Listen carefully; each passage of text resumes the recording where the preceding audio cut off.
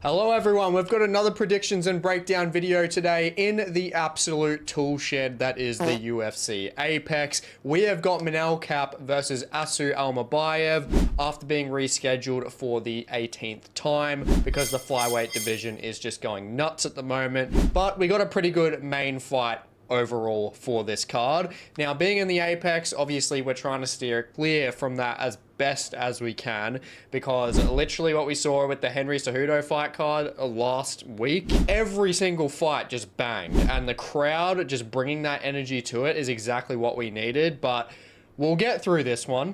We're going to be predicting and breaking down every single fight on the card, and I'm also going to be predicting every single fight card award and who's going to get those. So without further ado, let's kick it off with the first fight of Charles Johnson versus Ramazan Temirov. This is absolutely insane that we have this kicking off this fight night card. Absolute massive disrespect to Charles Johnson here. I mean, it's a fantastic fight, but Charles Johnson going 4-0 last year, literally stepping in on some good fights. This guy has to open the card on a Apex fight night.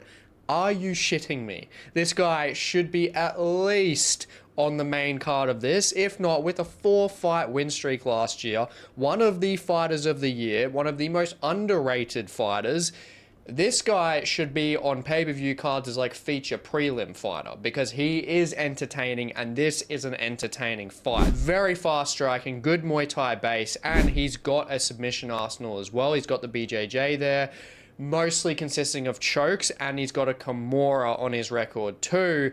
But most significantly and importantly is that he has the strike accuracy advantage here, and he has the experience here. The caliber of opposition for Charles Johnson in comparison to Temirov is definitely noticeable. Now, Temirov, he's arguably like the hottest prospect outside of the rankings in flyweight. He took out CJ Vergara pretty much instantly, and CJ Vergara had never been knocked out before. So Ramazan Temirov, he has got power. He's definitely going to be a fan favorite. He's got that fan favorite style. He's literally, after beating CJ Vergara, is now fighting Charles Johnson, who is 12th ranked. So he's getting a top 15 fight pretty much straight off the bat.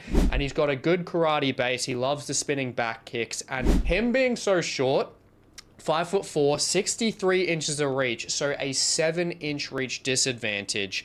He does make up for a lot of those disadvantages when he fights opposition with his explosivity. He explodes into his strikes, and man, he has got the power. He's 11-0 with KOs. He throws the fucking kitchen sink with every single shot that he has, and with the level that he is at in terms of like physically and that height, the looping overhands that he uses, I mean, with Charles's height in comparison, it's pretty much lining exactly with Charles Johnson's chin. And that looping overhand is literally what got CJ Vergara out of there, what started that process of getting him out of there. So Johnson, he never been finished in his career, but that's something that he definitely has to look out for, because Temirov, granted, Johnson has got the experience, but this is one of the most powerful guys that he has ever gone up against. But looking at Temirov, yes, he's got the power, but he's got pretty big defensive holes that can be exploited by a guy like Charles Johnson. Because you look at Charles, and he's fought guys like Joshua Van, who are much more technical, especially on the defensive side when it comes to their boxing. And Charles Johnson was able to finish Josh Van. Now we look at Temirov. Temirov arguably, he has got the one-hit KO power, especially in comparison to Joshua Van. But he leaves himself open when he puts himself out of position so much. And with Charles Johnson, with the experience that he has and being just more calm, more composed, if he can get through the first round, he's definitely going to be able to win this fight. Now, when it comes to him being able to win, the reach, the volume that he has, and also the grappling side of things too, he's just got more depth to his game. He's fought more experienced guys, and if he is going to be an underdog, which at the time of making this he is an underdog, it's definitely underdog money to take. But overall, I think it's probably just going to be a sway, and it'll probably end up being a pick-em fight. But I believe Charles Johnson, through the second and third round especially, he's going to be able to use those teep kicks very well. He's got very nice teep kicks, cut down the gas tank of Temirov. He is just a fucking muscle nugget. So if he can tear him down, stay out of range, and circle out appropriately, which he's done in a lot of fights before, I can see him taking a decision win in this one. Moving up the card to Montana De La Rosa versus Luana Carolina. Now, this is going to be a bit of a clash of styles because we got Luana on one side, she has got the Muay Thai, and then Montana De La Rosa, she's got the grappling on the other side. So, I would say, if this was a Luana Carolina that was coming off the Molly McCann loss, I would say absolutely no chance she is going to be screwed no matter who she fights, but she made a very, very good return coming from that loss. She's gone 3-1 since then. And her striking is actually genuinely improved, especially on the offense. It's very good. Defense, it can be a bit dodgy. On the back foot, I don't really like it. Pudilova was landing some pretty easy shots on her, but Montana De La Rosa just does not have a striking threat there. And Luana, when we look at her ability to cut down that possibility of Montana wrestling, she's got good outside kicks, so she can really cut down that penetration step of Montana. And yeah, I just don't see Montana having really much of an out unless she gets it to the ground. Because if she gets it there, then she's obviously going to have the advantage here, obviously with the clash of styles. But Luana Carolina, 80% takedown defense. She has good knees up the middle as well. And the momentum swing from her since that loss from Molly McCann. I'm liking her with a 29-28 decision here. I think that she's got it in the bag with this one. I just don't see Montana having enough of a striking threat, striking arsenal to get Carolina out of there. And Luana's just got the tools specifically with the striking. When it comes to those knees, yeah, I believe that she can get this done to really just make Montana hesitate and not allow her to wrestle. And if she can't wrestle, she is going to lose. And moving up to Danny Silva versus Lucas Almeida. Now, Danny Silva, the dude is a good fighter, but the guy needs to make weight. He missed weight in his fight against Josh Culibao by 2.5 pounds, which is no excuse in this fight. These guys structurally are the exact same. I mean, both 5'11". Lucas Almeida is arguably, honestly, a bit bigger, to be honest, when you actually see them fight. Now, Danny Silva, if he gets into the fight and he makes weight fine and he actually gets into the cage, his skills are good. Good, clean boxing. Very nice, good, clean boxing, especially through the first round. He's very explosive in that first round. He's got a very nice uppercut, which he caught Culibao with, and he's got very nice body shots too. But not only that, he mixes up his game very well. He's got a BJJ black belt, which we haven't seen executed in MMA, but the grappling there, as well as just the wrestling and smothering against the cage and in the clinch, is very good. It's very good, very consistent, which he showed through 3 rounds against Culibao. And then when we look at Almeida, he's pretty much the same. He's got threats everywhere. He's got good power. He's got nice 3-2 combos when he is trying to push and cover distance. That's what 3-2s are really good for. And that's what he's wrecking Timmy Kwamba with in his last fight, and also with the body shots too. He's got that threat there. They're both got good threats in pretty much all dimensions, which is going to make this a good fight. But I'll say it's definitely just not an easy fight for realistically either of them, to be honest. But the thing that I just like more is that Silva is faster, he's more accurate, and even though he's technically on paper got less offensive options, I just think the actual speed, pacing, and strike accuracy is going to be able to get him a win here. Now, it could be a 29-28 decision. I would not be surprised through that third round if Almeida does pick it up through there. But Danny Silva, especially through that first to the second round, I think he's going to do some good work, especially with how fast that boxing is in comparison to Almeida and his boxing. So I'm going to take Danny Silva by decision here, but do not be surprised if we get a KO TKO in the first or possibly the second round here. But I'm relying on that durability of Almeida, and it's going to be a decision win. Moving up the card to JJ Aldrich versus Andrea Lee, which is a fight that I do not know how we have not gotten yet. And for me, this has got JJ Aldrich decision written all over it. I think she has taken this one pretty easily, to be honest. Just, look, they both haven't had the greatest careers. obviously, but JJ Aldrich, she is just the better fighter. And like Andrea Lee, she's lost like so many fights in a row.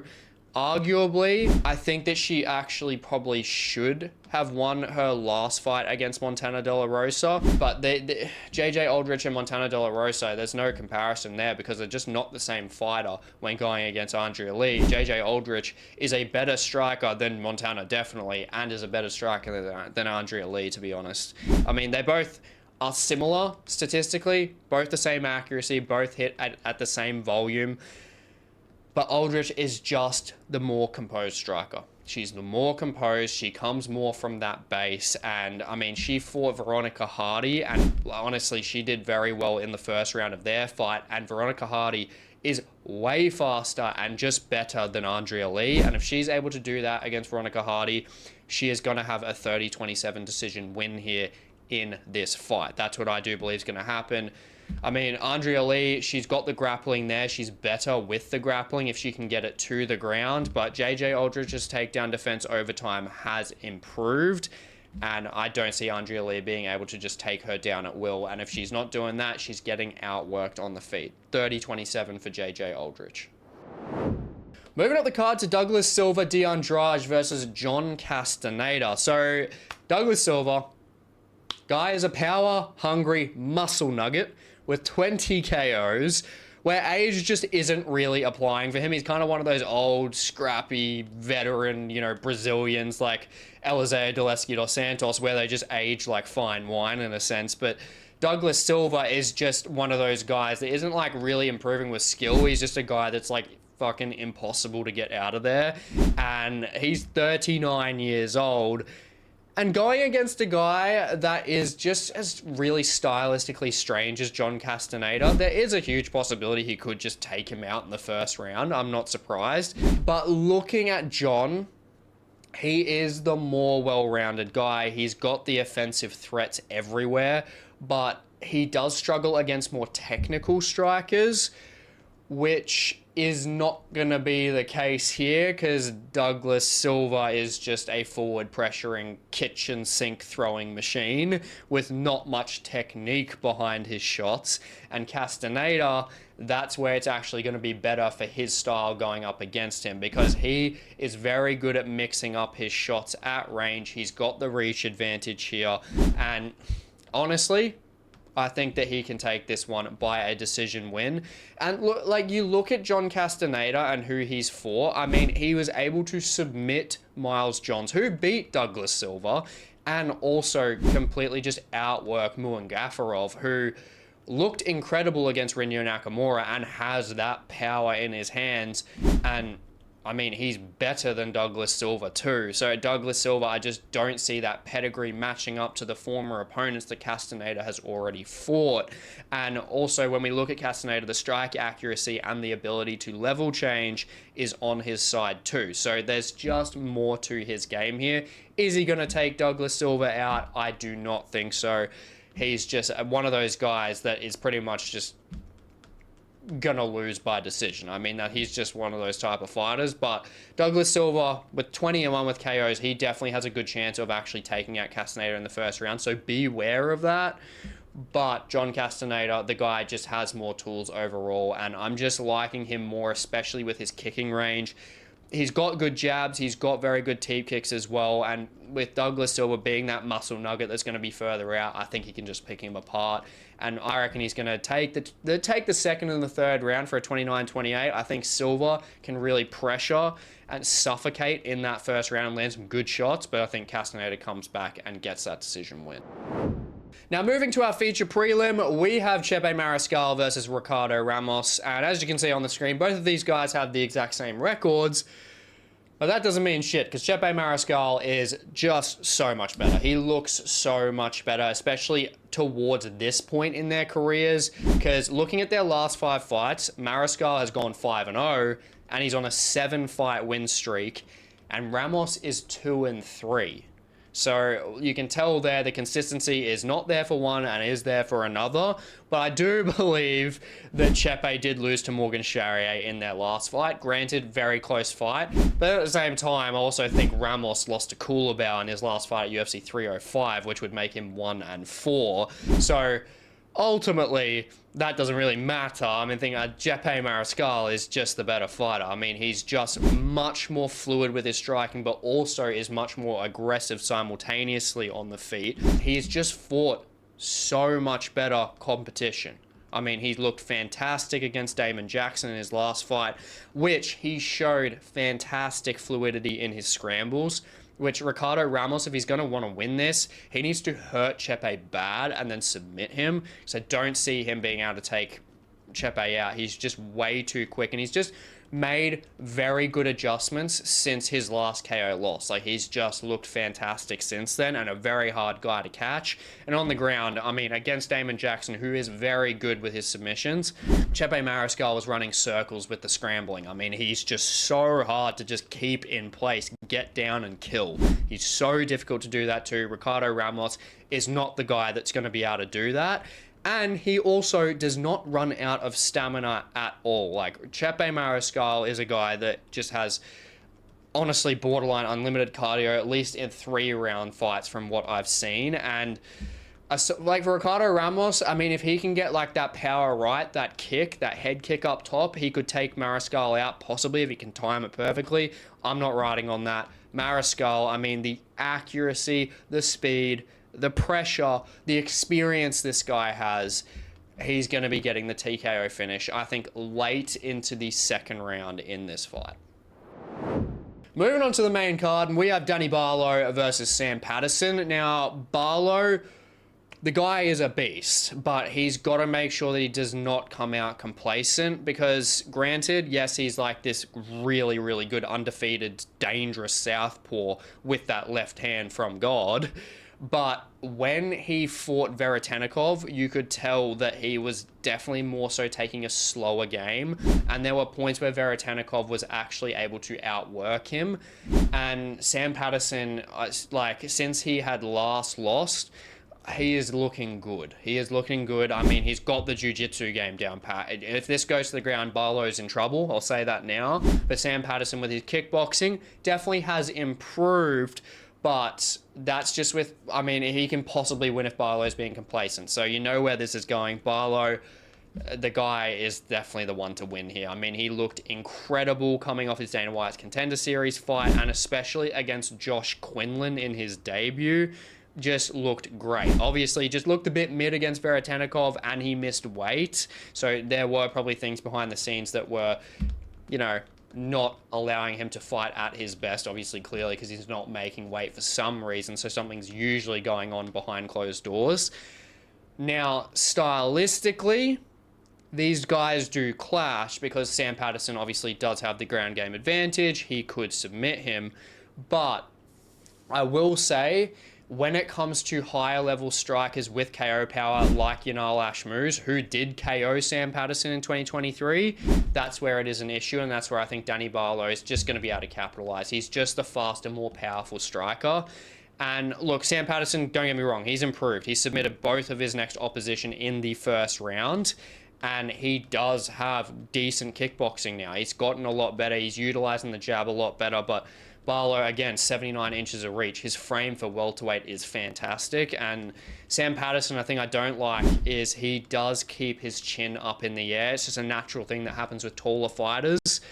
And it's definitely something that he's done. And if you're doing that against a Danny Barlow, who's got the reach advantage, has got the power, has got the accuracy, the output advantage, I mean, he's even got the strike speed, like, and the undefeated momentum. I mean, I could just keep going. As well as him being southpaw, which straight shots as a southpaw against an orthodox stance fighter like Patterson, it's just an even higher likelihood of being able to tag that untucked chin. And that's where I think Barlow is going to be able to get the KO TKO finish here. Sam Patterson is good, don't get me wrong, the striking has improved. He's been training in Thailand since he last lost, and that's where the Muay Thai is improving. But Barlow, the pedigree of striker that he is, I'm taking him by a TKO finish by the end of round 1.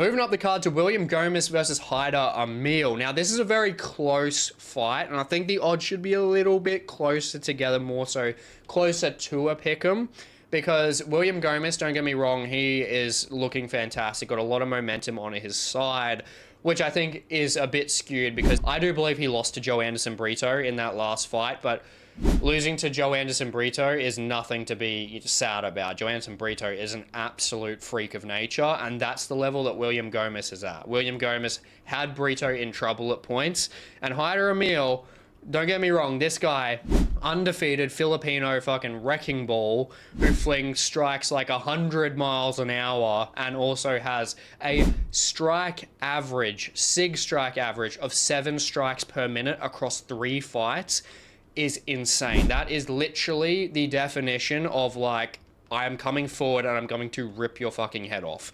That is like the statistical like translation of that. So the guy, Amil, is dangerous, especially in that first round. He's got a 62% strike accuracy as well, hits at that ridiculous clip, and he's got the damn power too, which we can see he's 6-0 with KOs, and he has never, ever lost. Now, William Gomis, he's got to be careful in that first round. Similar to Castaneda and Douglas Silva, Gomis got to be careful in that first round. If he gets smothered and bullied against the cage and he doesn't circle out with that lateral movement, he will get taken out. But William Gomis can do that. He is a very calm and composed kickboxer, very, very good, and he has the offensive striking style to deal with Hyder Amil and how aggressive he is. As long as this isn't made ugly, William Gomis will win this fight. I mean, he's just a good stylistic counter matchup for Amil because he's got the reach advantage, he's got the experience advantage, and most importantly, he's got the technical striking advantage with that kickboxing. William Gomis has also never been chinned, and he's on a 13-fight win streak, obviously, arguably, the Brito loss, you know what I mean? But still, he wins a win on the record. But Gomis, regardless, I mean, he's got the momentum there. Lucky he didn't fight Gene Silva, especially with that fucking horrific weight cut he had. But honestly, I think out of that southpaw stance as well, he's going to be able to use that ability, especially with the straight strikes, to just stifle Amil. And he's got very, very good hooks and kicks to the liver as well, which out of southpaw are going to be there for him. Now, Hyder Amil is a switch stance fighter, so not as much as a normal, just straight orthodox fighter. But Gomis, leading through the second and third round, I can just see him targeting that body like there is no tomorrow. He is, as long as he's not staying in that pocket too long and he targets that body through the second and third round, I think he's going to be able to cut those flurries down. I think he's going to be able to take a 29-28 decision and give Hyder Amil his first loss. Now, moving up the card to Austen Lane versus Mario Pinto. Now, Pinto, this guy has very nice feints, very nice counter striking. He is a dangerous striker at heavyweight and a refreshing one. He took out Camacho on Dana White's Contender Series with a very short counter hook, so not much on it. You know he's got the power there, just flattened him, and he's just the tidier, cleaner striker in this matchup, and that's all that is needed in this matchup. Because Austen Lane, yes, he's got the experience, he is taller, they got the same reach, but the guy, honestly, he just does not have the ability to take Pinto down. Because Pinto, even though he doesn't have as many fights, the guy has 5-round experience, and he's been taken down a bunch of times, gotten back up, got really gritty in the clinch in a couple of his fights on the regional scene, and he's able to stay up. And if he's able to stay up against Austen Lane, Austen Lane is losing. I just don't see him being able to stand and bang with the composure of Mario Pinto in this fight. Because Austen Lane, in an exchange against Pinto is going to be able to time the counter striking much better against Austen Lane than even he could against some guys on the regional scene, who are better strikers than Austen Lane anyway. So Mario Pinto, honestly, I've got to be taking him by the KO TKO here. He's honestly just so much more fundamentally sound, and Austen Lane is going to be able to leave openings. I mean, we've seen it in most fights that he's been in, except Mario Pinto is just quicker than a lot of guys that he's fought, like your Justin Taffers. And yeah, I honestly, Pinto with that momentum as well, with the 5-round experience that he does have, yeah. Both economic and dangerous in that heavyweight division. Seriously impressive, especially if he's able to be economic. That is a huge trait to have in that heavyweight division. And it's going to pay dividends here, because I think Pinto, especially with the outside leg kicks, he is going to chew Austen Lane's legs to bits in that first round, stuff any shots that he has, and then I think he's just going to KO TKO him, probably end of the first round. I think he's going to KO him stiff. End of the first round, ground and pound. Pinto, the guy is young as well, 26 years old, so he's got a huge amount of time ahead of him, especially the heavyweight. He's got like 10 to 12 years ahead of him. And if we're looking at the skill that he has now, he can definitely be a contender in a few years if he matches up properly and doesn't take CTE Central and just fight absolute killers. But at the moment, I mean, guys that I can really see taking him out are only like really guys that are in the top 15, like your Spivaks, or soon to be probably Rizvan Kuniev as well when he comes into the UFC. These guys that just have more dominant high fight IQ wrestling, which Austen Lane doesn't have, so he is getting chinned. Now, moving up to an absolute fucking crime. This is ridiculous. The matchmakers should go to fucking jail for this. Nasrat Haqparast versus Esteban Ribovics in the tool shed. We are getting this fight in the Apex. Why is Ribovics fighting in the Apex? He literally had fight of the year against Zellhuber in the Sphere, and he's now in the Apex. I don't understand this logic. Even when it comes to timing, why didn't you put him on the Seattle card? Like, why don't you put him on the London card? Like, what is going on? This guy should be, for that, what he did, he should be getting a main card bloody pay-per-view slot. That's what he should be getting. And even not only with him, I mean, you look at Nasrat Haqparast, this guy is one of the most underrated guys in the lightweight division. He's on a 4-fight win streak, and all of those fights, pretty much every fight that this guy has had in the UFC has been very entertaining, because he is such a high output kickboxer, and he's got a chin. I mean, the only guy that's ever been able to take him out was Drew Dober. And to make things worse, it's not even the fucking co-main event. We've got bloody Cody Brundage and the Cuban Missile Crisis after this, which I don't even know if I want to break down. I don't know what they're doing with this. This is just so random. First, you bloody have Johnson on the first fight of the card, Charles Johnson, and then you have this. This is honestly just absolutely nuts. But looking into the fight, when it comes to both of these guys, I mean, both of them strike at very high clips. Both of them are very durable. I mean, Ribovics is durable as hell. And I mean, the offensive game that he has is both on the ground and on the feet, whereas Nasrat, honestly, arguably, I'd say Nasrat is just the better striker.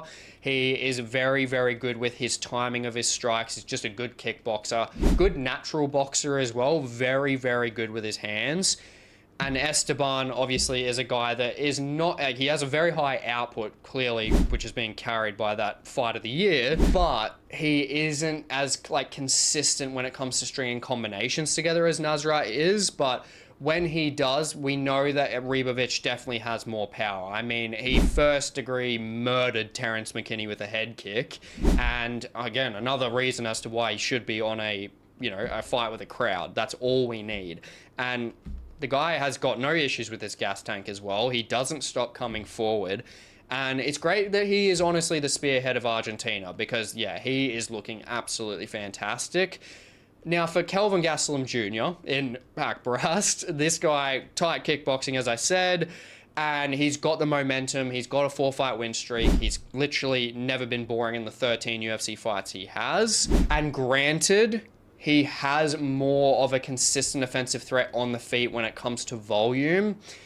Just the issue is Esteban Ribovics, he just has more offensively, just a sound game everywhere. He's got the submission-based game, which he will need to drop Nasrat because Nasrat's takedown defense is honestly fantastic. He's got an 85 to 90% takedown defense. Esteban I highly doubt he's going to be able to shoot a double or even a single and get him down because first and foremost, Ribovics is a striker.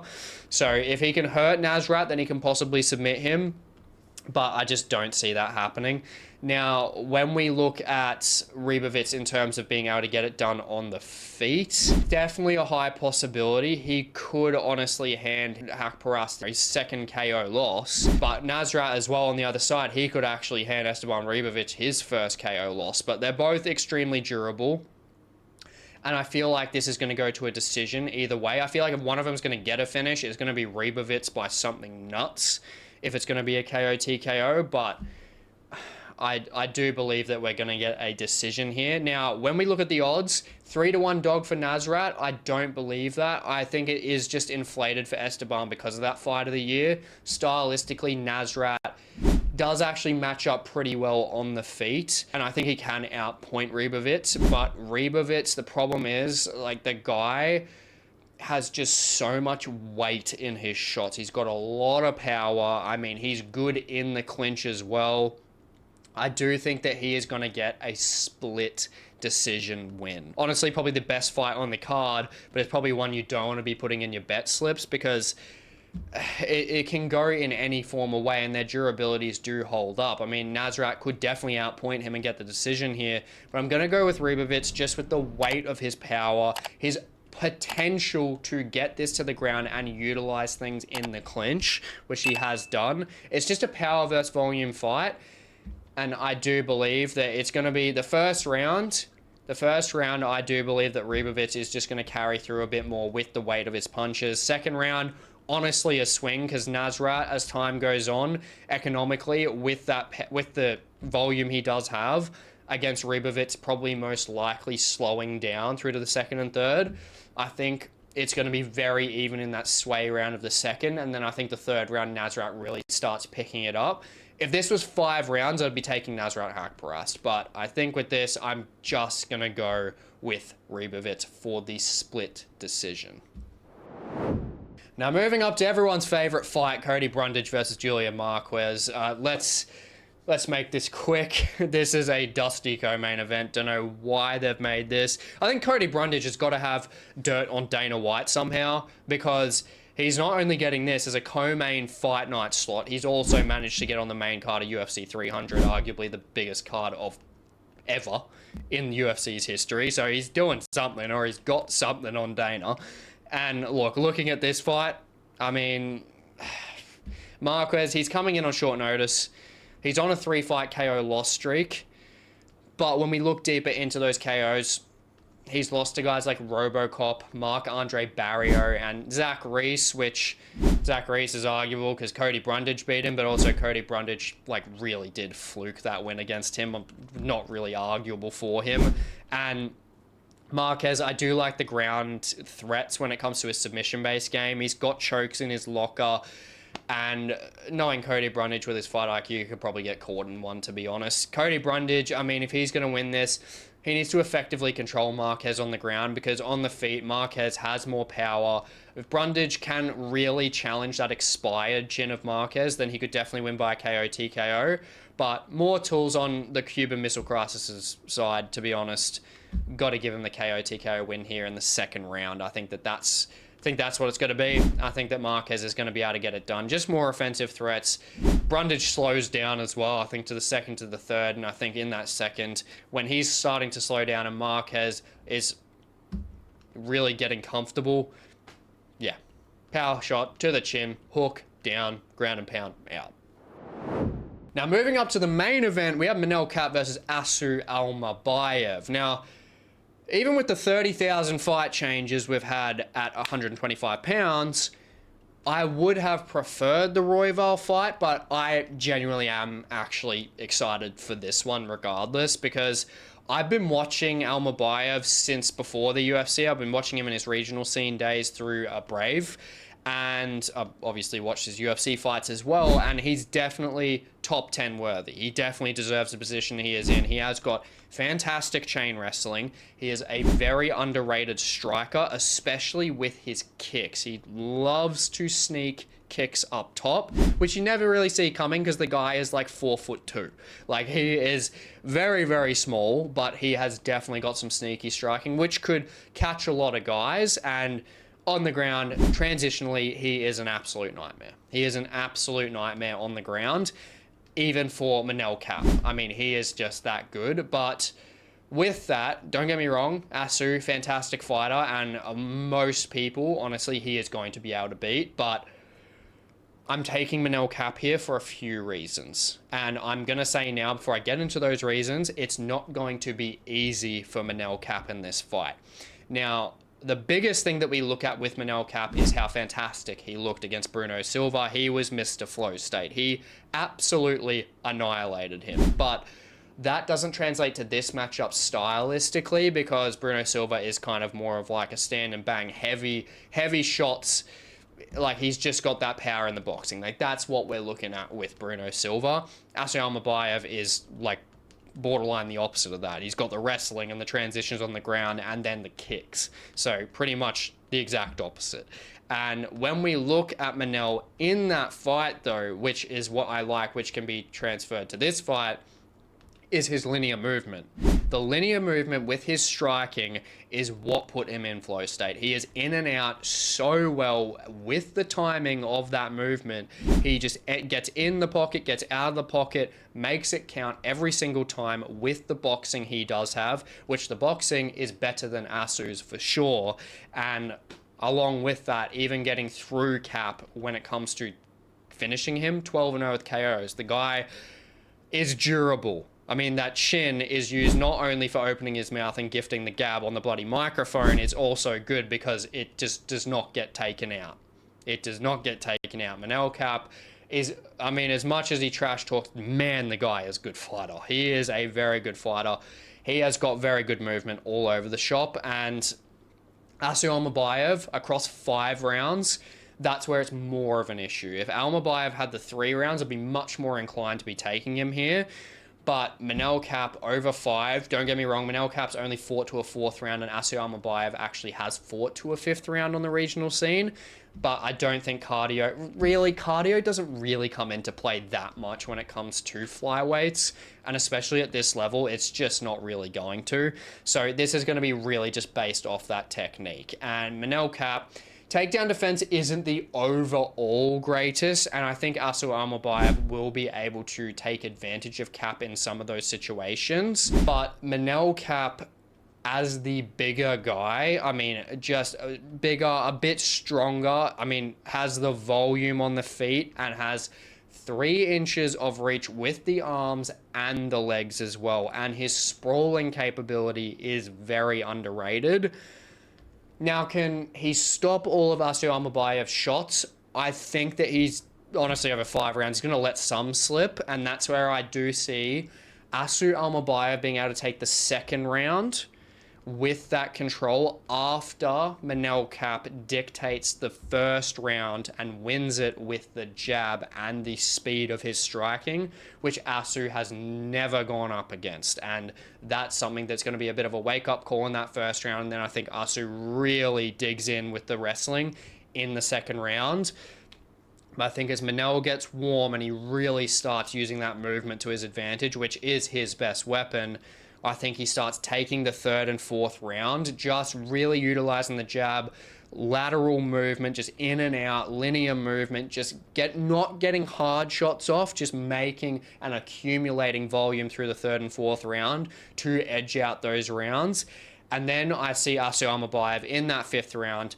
He's really going to be behind, and he knows it. He's going to be 3-1 down, and then that's where I think he's going to be full submission over position. He's going to be very aggressive with the takedowns. He is going to be trying, like, honestly, double legs, just throws, possibly suplexes. The guy is going to be trying to get him out of there and try and hunt a submission, but I'm not riding on a last round for Asu Almabayev to secure a submission in the last 5 minutes of a 25-minute fight.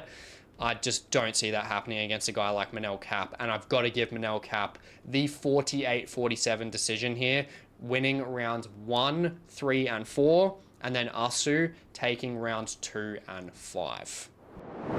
Now moving on to the fight card awards, kicking it off with fight of the night, we have got the absolute crime of this card. We have got Nasrat versus Esteban Ribovics, because why the fuck would it not be fight of the night? You know, both of these guys absolutely deliver, but, you know, it's just really important that they deliver in front of absolutely no one. That's what we really need to see here. But the real reason behind it, I mean, obviously, is the fact of them being both very high output strikers, both of them having actual KO power, and it's a battle of Esteban being able to possibly hunt a submission against Nasrat, who has fantastic takedown defense.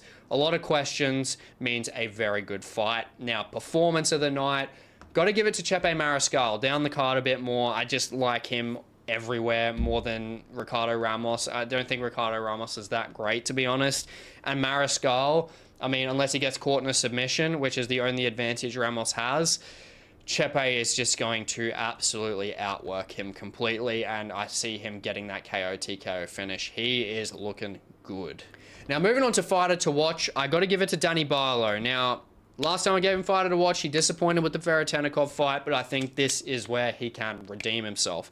He has got the power. I mean, he's going against a guy that does tend to not tuck his chin in Sam Patterson. Don't get me wrong, Patterson has improved very well since losing to Ashmouz, but Barlow is just the higher pedigree striker. He's got the power there to make it count, and he's going to get this one done. Now, finish of the night, got to give it to the big fella, Mario Pinto. I mean, he looks like a teddy bear, big smiling assassin, but once he gets in there, the counter-striking, the composure, and the ability that he has against a guy that is just not as good of honestly, an MMA fighter as him, yeah, he's taking out Austen Lane in the first round, and he's going to be getting that KO stiff. Now, I hope you enjoyed this UFC predictions and breakdown video, and I hope you enjoy the fight night as well. And feel free to check out the video on the screen. It really helps out the channel. And please like, comment, subscribe if you have been enjoying the content. It really goes a long way as well. And I will catch you in the next one.